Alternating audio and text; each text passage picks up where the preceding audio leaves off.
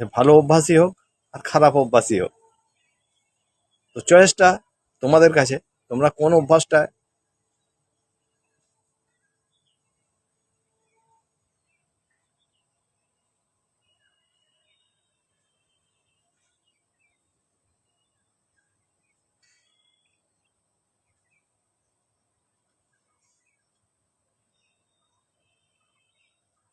একটু অসুবিধার কারণে কথাটা আমার বন্ধ হয়ে গেছিল।